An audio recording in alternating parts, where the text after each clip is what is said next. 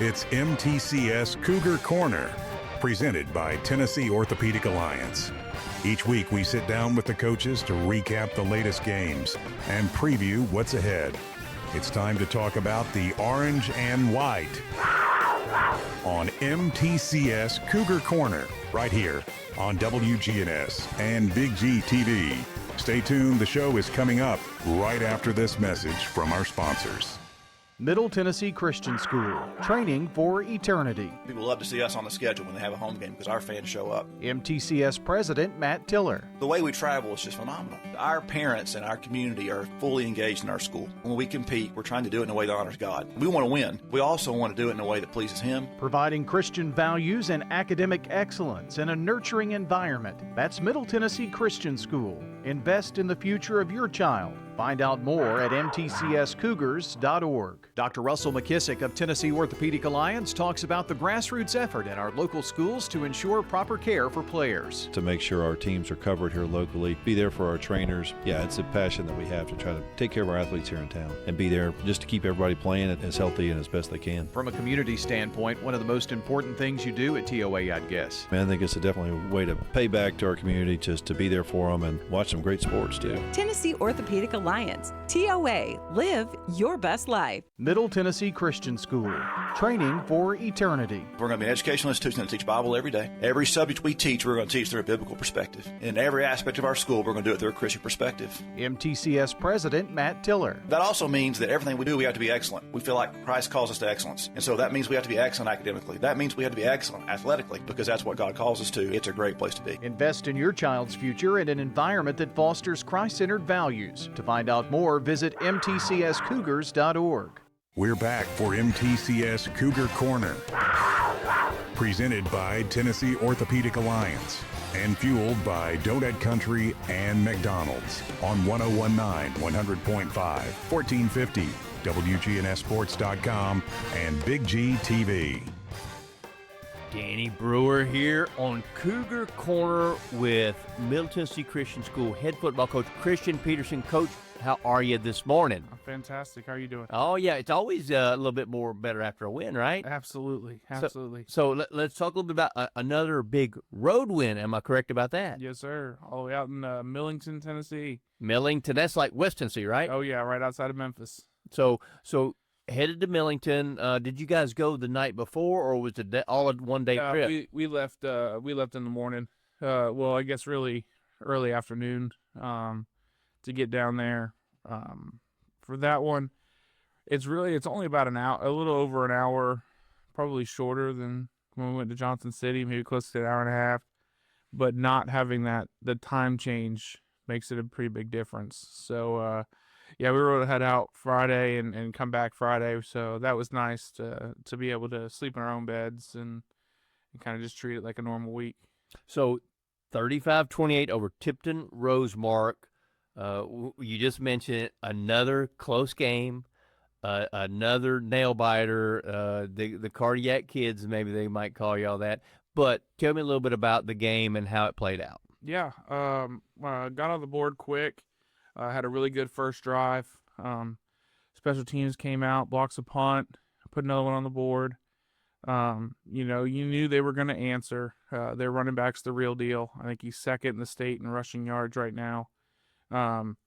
So they get a score on the board, and then we get backed up with a couple penalties back to back. They tied up 14-14. We have a good answer. Be up 21-14 at the half. They come down, answer coming out of the half. We fumble on our first drive, so we end up going down 28-21. And our kids just kept fighting, kept trying to find a way. And, we got it to 28-28, and then, defense gets a pick six to kind of seal it and go up 35-28. And, from there we were able to control the game and get out of there with a win. And, really proud of our kids. It's one of those games where, especially when it gets into that fourth quarter, it's single wing versus single wing. Both teams are, it's a really physical, in your face football game. And so, but you get to the fourth quarter of a game like that, you probably don't have a whole lot left. Those And, flames you've dance gotta like find a it. You've gotta fiery ballet. go find What's something your that plan you to don't think the dodge those opponent's fire got, traps? and just keep digging and keep playing. And I think we got to the fourth quarter and we had that little bit extra to finish it off and win the game. What has the last few weeks told you about your football team? Because I know when you went to Johnson City, big road trip, tough game, you come out on top. Same thing last night. What has that told you about your football team? We're a scrappy bunch. We're a scrappy bunch. We've had some kids that, like, we play a bunch of sophomores right now, but they've played a lot of football at this point. A lot of them have played for 2 seasons and played for 2 seasons, not just on the team. And so, we've kind of watched them grow up, over the last 2 years. And, they've started to believe that no matter what, they're not out of it, and they just keep playing and they get to the next play. And, they believe if it's close going into the fourth quarter, we're going to win it. And so, they keep finding ways to win. And, I think it's going to bode well for us as we kind of get into the postseason, as all those games are generally tough, close games. And, our kids believe we can win those. Talk a little bit about the pick six. Obviously a huge play, momentum changer, all that kind of stuff, because, that the pick six is one of those things where, man, it's like you're flipping the script. Absolutely. Got pressure on the quarterback. Riley Brown comes off the edge, hits the quarterback right after he throws it. Knox Carden makes a good play, gets out of the ball. And then, also great job by our defense, not blocking anyone in the back, not doing anything dumb. Right. Just getting in people's way and not getting a flag. And then, Knox returns punts for us. So from there, he's just kind of turned into a punt returner, found a crease and got into the end zone. He played a heck of a game. Had a receiving touchdown as well. So, really proud of our guys and how they fought. And, I think it also helps, we're single wing. We're used to, 4 yards is a good play. And so, when the other team is trying to do that back to you, there's no panic on our side. It's not, you play some of those games and people start getting nervous about, how many possessions are we going to have because they're holding on to the ball. Well, we are too. And so, I don't think at any point our kids panicked. I don't think they flinched. I think they just kind of came out and kept trying to find a way. Games like that, it magnifies the importance of every possession, though, doesn't it? Absolutely. We talk about it offensively. Our goal is first downs, right? Let's go get 3-4 yards of play. Let's go get first downs. Let's control the clock. Let's move the ball down the field. And if you do that consistently, big plays will eventually happen. But if you come out and you're looking to go 60, 70 yards, you're going to end up hurting yourself and you're going to end up having bad negative plays. I think our kids have really bought into that. And, when we pick up 3 yards on first down, everyone's clapping their hands getting back in the huddle, right? We're on schedule. We're good. And so, anything more than that is gravy. And, I thought up front, we blocked really well. Trip Houston and Jacob Cruz on their double teams last night were big. I thought our B-backs did a really good job, especially on counter. We ran a lot of counter and sweep, and both of those blocks are big from the B-back. We ran it a bunch of different ways. Gave it to Ali, gave it to Riley. I thought they did a really good job up front. Thought Ali and Riley ran really, really hard last night. I thought Marlowe managed the game extremely well. It's one of those games where if you're just looking at a stat sheet, you're like, he did okay. He scored 3 touchdowns, but he didn't have a lot of yards and all that stuff. But the things he did throughout the game were exactly what we needed him to do. He kept us lined up right. He kept us on time. His 2 runs were both play action plays where, he's got the option to run and, Tipton did a really good job dropping back in coverage, had guys covered up, and he went and been an athlete and got in the end zone. And so, I think collectively it took all of us, and I think we were all on the same page last night and did a really good job. Team win, man. That's one of the most gratifying things, is it not? Absolutely. So when we look at running the football, I know Fullen is their big back, 159 yards he had, and 4 touchdowns. But I guess do you feel like you did a pretty good job of controlling though? I mean, as good as he is. Yeah, I mean he's a really good player. We knew coming in that we were gonna have to stop 22, and you knew he's gonna get some plays. He's gotten some plays on everybody. He's got, I don't know, 1,700 yards or something like that right now. It's something crazy, yeah. It's ridiculous. He's got a bunch of touchdowns on the year. He's their guy. And so don't panic if he makes a play. And one of his touchdown runs, he made a play. I think he broke 4 or 5 tackles on the run. But for us, it's going to be kind of pick and choose your poison. We've got a couple different guys that can do it.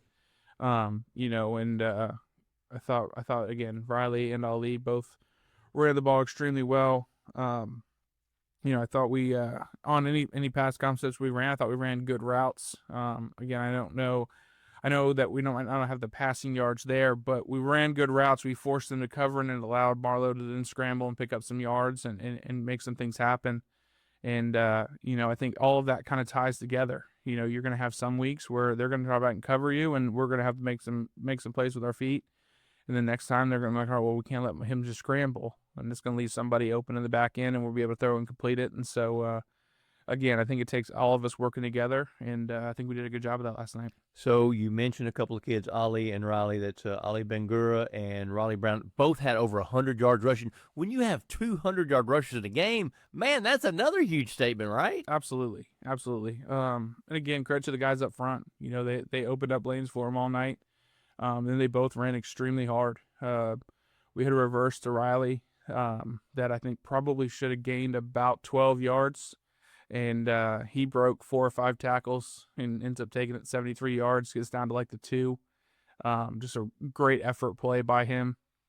And then Ollie's kind of been the constant now for 2 years. It's death taxes and Ollie running for 100. There you go. And so, we were able to move the ball and stay ahead of the chains and limit penalties, limit the shooting ourselves in the foot. And, when we don't do that, we move the ball. We've moved the ball just about everybody. Again, really proud of our kids, really proud of our fight. Again, you're down 28-21 going into the 4th, and you outscore the home team on senior night 14-0 in the 4th quarter. After our 4th long road trip of the year. Again, really proud of our kids and their fight, and they're just finding ways to win. So, Coach, I want to touch on the 4 yards in a cloud of dust kind of deal, because I think that's a fantastic offensive game plan myself, because control the clock, control the game. Those 2 kids we talked about, they had 28 carries for 236 yards and 1 touchdown. But whenever you think about that 236 by 28, that's about the 4 or 5 yards a carry kind of type thing. That's how you control the clock. You don't need the big play. You just need to gain yards. Absolutely. And, again, I think our kids have kind of bought into who we are. We're not always – it's not always going to be the prettiest thing. You come out and watch us play on Friday night, it might not be the prettiest game of football you've ever seen, but our kids are scrappy and they play really hard. And, they're just going to try and find a way to win a football game. Coach, talk a little bit about defense, because obviously if you pitched a shutout in the 4th quarter, that's how you won the football game, especially with the pick six. Tell me a little bit about some of your defensive stars last night. Yeah, starting the linebacking group, they had a big challenge. Like I said, 22 is probably, if not he's top back in the state, right? Like he's a really good player. He's every bit of 195, big kid, can run. Cooper Jones, Eric Bowling, both flew around, made a bunch of tackles. Trip Houston, again, Knox Carden had some big tackles as well from our corner spot. We put a lot on our D-line, kind of got some different looks just to try and mess with them a little bit. It's one of those games where as a D-lineman, you might not always get a ton of tackles in that game, but you can slow down the back enough to let the linebackers come make a play. And then, as the game got into the fourth quarter, our D-line really played well in the fourth. Roy had a huge sack late in the game on a third down to force a fourth and long. We got some edge pressures from Shoemaker and from Riley. I thought our coverage in the back end was really good. Even like on the sack, everybody's covered. So it's one of those things where even if Roy doesn't make a great play up front, it's not like the quarterback had anywhere to go with the football. And again, everybody just doing their job and playing well. And we have a whole lot of assisted tackles last night. There's not a lot of solo tackles, and again, testament to their running back. One guy's not bringing him down. You've got to go and you've got to rally to the football. And I think every time he ran it, we had 4, 5, 6 guys in there trying to bring him down, and just trying to wear him out as the game goes on. That's part of a great defensive scheme is everybody running the football. You don't give up on plays. Correct. Yeah, and again, I think it's a testament to our kids and how hard they play. They never feel like we're out of it, and so as the game kind of went on, you kind of have the ebbs and flows, the roller coaster of what a game is on Friday nights. And I think our kids are learning not to ride the roller coaster, right? Like, don't get too high, don't get too low. Like, just keep playing and, keep your energy level up regardless of what the score is and what the situation is, and just keep playing and find ways to make plays. So when we talk about fourth quarter and having the kids with the stamina and everything like that, something that you're proud of as far as what you guys have done throughout the year to build this team? For sure. We have a great strength and conditioning program. Jason Spray and Zach Willis do a great job. So for me as a head coach, it makes my job a lot easier knowing that that side of it's taken care of. And so between that and practice, especially with the amount of bye weeks we've had this year and our bye week coming up again this week, you're never really sure, how much is that going to play in as the season kind of goes on. But again, I think we've had good competitive practices. I think they've practiced really hard, and I think it's helped lead to us being conditioned in the fourth quarter. So, Coach, you do not have a game this coming Friday? We don't. Asheville Christian canceled. Okay, all right, because was that going to be like your North Carolina game? Yeah. So, I know you want to play because that's what you're here to do is to play, especially for your seniors, because we've talked about this in the past. You don't want to deny those seniors the opportunity to get as much football in as they can. But maybe a little bit of because you guys have been on the road so much. Yeah, pros and cons, right? Like, we're not going to get on another bus and drive, to a different state to go play. Con is at this point of the year, you want to play.